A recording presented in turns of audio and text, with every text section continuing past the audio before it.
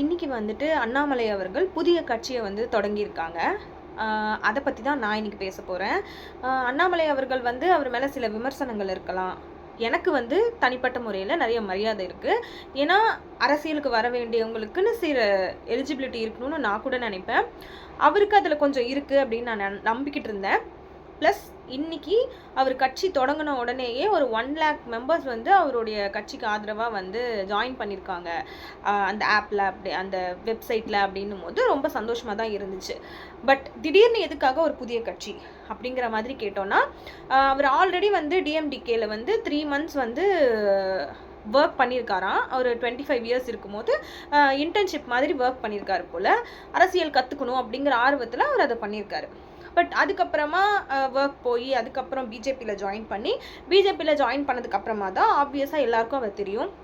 அவர் டிஎம்டிகேல experience ஆயிருக்காருங்கிறதே எனக்கு இன்றைக்கி தான் தெரியும். அவர் சொல்லும் போது தான் எனக்கு தெரிஞ்சது. ஸோ அப்படி இருக்கும்போது பிஜேபி மூலியமாக தெரிஞ்ச ஒருத்தருக்கு மேலே நம்ம தமிழ் மக்கள் மேலே அவர் வந்து எவ்வளோ அன்பாக இருந்துருவார், ஆதரவாக இருந்துருவார் அப்படின்னு நம்ம யாருக்குமே தெரியாது.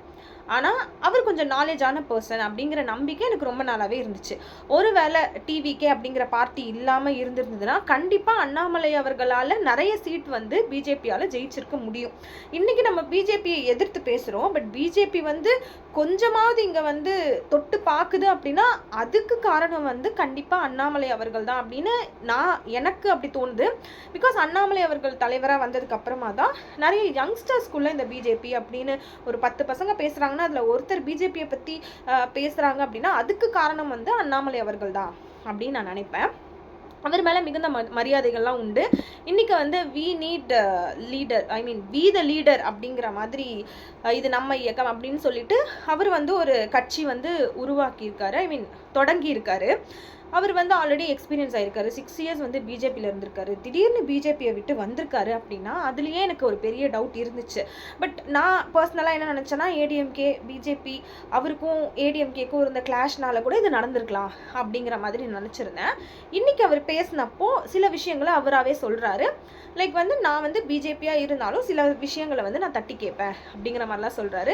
அதுக்கப்புறம் வந்து ஒரு எம்எல்ஏ வந்து, ஒரு கவுன்சிலர் வந்து, ஒரு எம்பி வந்து இத்தனை முறை தான் வந்து ஆட்சியில் வந்து இருக்க முடியும், இத்தனை முறை தான் அவங்க எம்எல்ஏவாக இருக்க முடியும், இத்தனை முறை தான் அவங்க வந்து எம்பியாக இருக்க முடியும், கவுன்சிலராக இருக்க முடியும் அப்படிங்கிற மாதிரி அவரோட கட்சியில் வந்து ஒரு சேஞ்ச் கொண்டு வர போகிறேன், அதை பற்றிலாம் நான் பின்னாடி பேச போகிறேன் அப்படின்னு சொல்லியிருக்காரு. அதில் இருக்கிற எனக்கு ஒரே பிரச்சனை என்ன அப்படின்னா, இப்போ நான் இருக்கேன், நான் வந்து இத்தனை முறை தான் வந்து ஒரு கவுன்சிலர் ஆக முடியும், ஒரு எம்எல்ஏ ஆக முடியும் அப்படின்னா எனக்கு ஒரு 3 முறை கொடுக்குறீங்க அப்படின்னா ஒரு 15 வருஷம் நான் வந்து 3 முறை பண்ணிடுறேன். அடுத்து வேற ஒருத்தருக்கு வாய்ப்பு கொடுக்குறீங்க, அவர் ஏதோ ஒரு தப்பு பண்ணுறாரு, அவரை எடுக்கிறீங்க, அதுக்கப்புறம் மறுபடியும் அவருக்கு ஒரு எக்ஸ்பீரியன்ஸ் கொடுப்பீங்களா, இன்னொருத்தரை வர வைப்பீங்களா, இன்னொருத்தருக்கு அந்த ப்ராக்டிஸ் கொடுப்பீங்களா அப்படிங்கிறது என்னுடைய டவுட். பிகாஸ் அவர் ஆல்ரெடி சொல்லியிருக்காரு, நிறைய பேருக்கு நம்ம வந்து ப்ராக்டிஸ் கொடுத்து பாலிட்டிக்ஸ்னால் என்னென்னு தெரிஞ்சுக்கிட்டு தான் நமக்கு அந்த இடத்துல வந்து நிற்கவே வைக்க போகிறோம் அப்படிங்கிற மாதிரி சொல்லியிருக்காரு.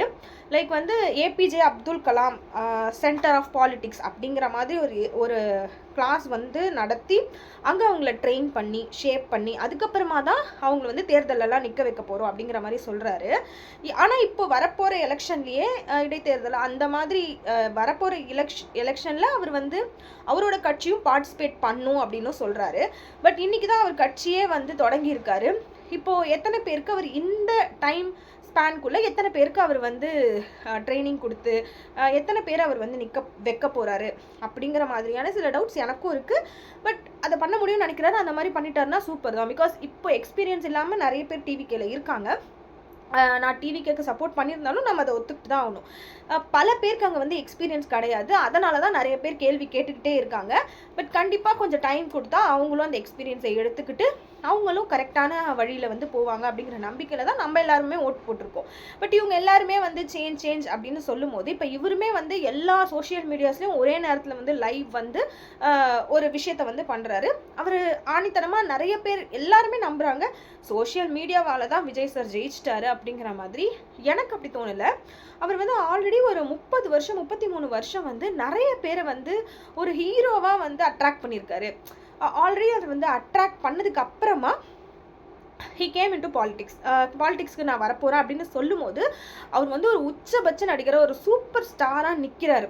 நிற்கும் போது அதை விட்டுட்டு வரேன் அப்படின்னு சொல்கிறார். அதில் எனக்கு சில மாற்று கருத்துக்கள் இருக்குது, அவர் ஏன் விடணும் அப்படிங்கிற மாதிரிலாம். பட் அதை தாண்டி அவரை விட்டுட்டு வரேன், மக்கள் சேவைக்காக தான் வரேன் அப்படின்லாம் சொல்கிறாரு. எனக்கு இப்போ டிவிக்கு ஆட்சி வந்ததுக்கு அப்புறமா சில டவுட்ஸ் இருக்குது, சில வருத்தங்கள் இருக்குது. அப்படின்னாலுமே எல்லாத்துக்குமே ஒரு டைம் வேணும், அதை சரி செஞ்சுக்கிறதுக்கு, பேசுறதுக்கு, என்ன பேசணும்னு தெரிஞ்சுக்கிறதுக்கு ஒரு எக்ஸ்பீரியன்ஸ் வேணும். பட் அண்ணாமலை அவர்கள்கிட்ட அது ஆல்ரெடி இருக்குது. அவர் நல்லா ட்ரெயினாக இருக்கார், ரொம்ப நாலேஜபிளான பர்சன் தான். ஸோ அதிலலாம் எனக்கு எந்த மாற்று கருத்தும் இல்லை. பட் நீங்கள் இவ்வளோ படித்தவர், நீங்களும் நம்புறீங்களா அவர் சோஷியல் மீடியாவால் தான் டிவிக்கு வந்து ஜெயிச்சு சிஎம் ஆயிருக்காரு அப்படிங்கிறத நம்புறீங்கிறது தான் எனக்கு ரொம்ப ஆச்சரியமாக இருக்குது. எல்லாருமே வந்து ரீல்ஸ்னால தான், இன்ஸ்டாகிராம்னால தான், சோஷியல் மீடியாவால் தான் சொல்லும் போது எனக்கு ரொம்ப சிரிப்பாக இருக்குது. உங்களோட கட்சிகள் வந்து போடாத அட்வர்டைஸ்மெண்ட்டாக எல்லா பெரிய கட்சிகளும் அட்வர்டைஸ்மெண்ட் போட்டிருக்காங்க, இன்க்ளூடிங் பிஜேபி, டிஎம்கே, ஏடிஎம்கே எல்லாருமே போட்டிருக்காங்க. அதுவும் சோஷியல் மீடியாவில் தான் வந்திருக்கு. அதெல்லாம் தாண்டி தானே விஜய் சார் ஜெயிச்சிருக்காரு. அப்போ வேறு ஏதோ ஒரு விஷயம் நடந்திருக்குன்னு நீங்கள் ஏன் யோசிக்கலை? எல்லாருமே சேஞ்ச் வேணும் அப்படிங்கிறத பற்றி தான் யோசித்தோம். அப்போ விஜய் சார் வந்துட்டார், அதனால் விஜய் சாருக்கு ஓட்டு போட்டுட்டோம். அவர் வந்து இன்ஸ்டாகிராமில் ரீல்ஸ் போட்டு அவரோடதை வந்து ட்ரெண்ட் பண்ணி காசு செலவு பண்ணி ஜெயிச்சிட்டாரு அப்படிங்கிற மாதிரிலாம் பேசுகிறீங்க. ஏதோ ஒன்று ஜெயிச்சிட்டாரு. இப்போது அண்ணாமலை சார் வந்து எதுலேயுமே வந்து ஃபேமிலி தான். அதாவது இப்போது நான் வந்து ஒரு கட்சி தொடங்குறேன்னா நான் தான் அடுத்தது என்னோட கட்சி வந்து என்னோட பையனுக்கு, என்னோட பேரனுக்கு இப்படி போகாது அப்படிங்கிற மாதிரி ஒரு அஷூரன்ஸ் கொடுத்துருக்காரு.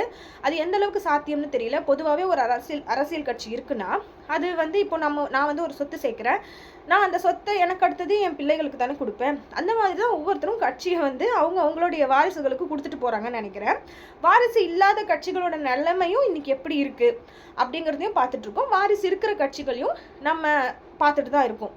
எனக்கு வந்து வாரிசுக்கு அந்த கட்சி கொடுக்கலாமா கொடுக்க வேண்டாமாங்கிறதுலலாம் எனக்கு எந்த வாதமும் கிடையாது. யாராக இருந்தாலும் எக்ஸ்பீரியன்ஸோடு அந்த ஒரு லெகசியை கொடுங்க அப்படிங்கிறது தான் எனக்கு முக்கியம். இப்போது உதயநிதி சார் இருக்காருன்னா அவர் வந்தப்போ அவருக்கு லேக் ஆஃப் எக்ஸ்பீரியன்ஸ் தான். ரொம்ப கம்மியான எக்ஸ்பீரியன்ஸ்லேயே அவர் அமைச்சராக்குனதுலாம் எனக்கும் ஒரு பெரிய வருத்தம் தான். ஆனால் இப்போ இன்பநிதி சாருக்கு அடுத்தது கொடுக்குறாங்க அப்படின்னா அவருக்கு என்ன எக்ஸ்பீரியன்ஸ் இருக்குது? எக்ஸ்பீரியன்ஸை வளர்த்துக்கோங்க. எம்கே ஸ்டாலின் சார் வந்து எத்தனை வருஷம் அவர் வந்து அந்த கட்சிக்காக போராடி இருக்காரு, கஷ்டப்பட்டிருக்காரு, ஜெயிலுக்கு போயிருக்காரு, எவ்வளவோ விஷயங்கள் பண்ணியிருக்காரு. எனக்கு தெரியாத விஷயங்கள் கூட அவர் பல விஷயங்கள் பண்ணியிருக்கலாம். ஸோ அவ்வளோ விஷயம் பண்ணி அவருக்கு கிடைச்ச ஒரு பதவியை ஜஸ்ட் லைக் தட் நான் அவரோட சன் அப்படிங்கிறதுக்காக யாரும் எடுத்துக்கக்கூடாது அப்படிங்கிறது தான் என்னோட பாயிண்ட்டு. ஸோ இன்றைக்கி அவர் வந்து என்னோட லெகசியை வந்து என்னோட டாட்டர், என்னோட கிராண்ட் டாட்டர் அந்த மாதிரிலாம் போகாது அப்படிங்கிற மாதிரி பேசியிருக்காரு. இது எவ்வளோ சாத்தியம்னு எனக்கு தெரியல. அதே மாதிரி ஆல்ரெடி வந்து no chair is permanent for anybody அப்படின்னு சொல்கிறாரு. இப்போ அவர் சிஎம் ஆகுறாரு, அவருக்கு அப்புறம் அந்த சிஎம் சீட் யாருக்கு போகும்? அடுத்தது வந்து நிறைய பேர் யங்ஸ்டர்ஸ் வரணும் அப்படின்லாம் சொல்கிறாரு. யங்ஸ்டர்ஸ்க்கு தான் அடுத்தடுத்து எல்லாருமே அரசியலுக்கு வந்துடணும், எல்லாருமே அரசியல் தெரிஞ்சுக்கணும், எல்லாருக்குமே அரசியல்னால் என்னென்னு புரியணும் அப்படிங்கிற மாதிரிலாம் பேசியிருக்காரு. ஸோ இன்றைக்கி வந்து அவர் புதுசாக இப்போ தான் கட்சியை தொடங்கியிருக்காரு, இன்னும் எக்ஸ்பீரியன்ஸ் ஆகலை. அவருக்கு ஆல்ரெடி ஒரு கட்சியில் இருந்த எக்ஸ்பீரியன்ஸ் இருக்கே தவிர்த்து அவர் ஒரு கட்சியை தொடங்கி வழி நடத்தின எக்ஸ்பீரியன்ஸ் இல்லை. பட் டிவிகே மாதிரியே, விஜய் சார் மாதிரியே ஈஸியாக அவர் வந்து யங்ஸ்டர்ஸ் மூலியமாக இந்த கட்சிகள் எல்லாம் வந்து இந்த ஓட்டெல்லாம் போட்டுருவாங்க அப்படிங்கிற மாதிரி அவர் நம்புகிறாரு. எனக்கு அதில் எந்த அளவுக்கு பாசிபிலிட்டின்னு தெரியல. இதில் உங்களோட கருத்து என்ன அப்படிங்கிறத கண்டிப்பாக என் கூட ஷேர் பண்ணிக்கோங்க. பிகாஸ் எவ்ரிடே அரசியல் வந்து ரொம்ப சூடு பிடிச்சி போயிட்டுருக்கு. நிறைய யங்ஸ்டர்ஸ் அரசியல் பேச ஆரம்பிச்சிருக்காங்க. அதில் பெரும் பங்கு கண்டிப்பாக அண்ணாமலை அவர்களுக்கும் இருக்குது அப்படின்னு நினைக்கிறேன்.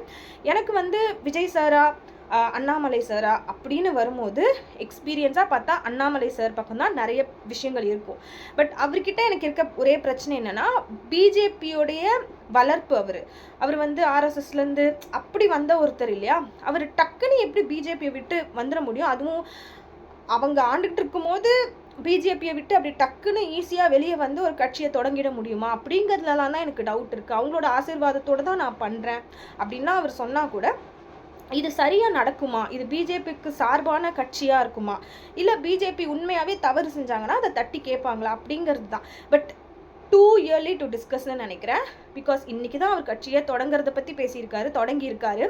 அதுக்குள்ளேயே அவருக்கு வந்து 1 lakh மெம்பர்ஸ் வந்து ஜாயின் பண்ணியிருக்காங்கங்கிறதே பெரிய சக்ஸஸ் தான்.